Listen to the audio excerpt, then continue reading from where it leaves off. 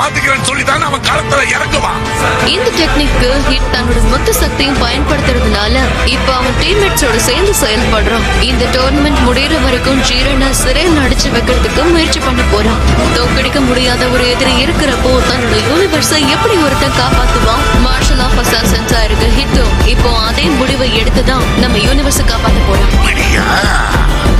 கலக்கற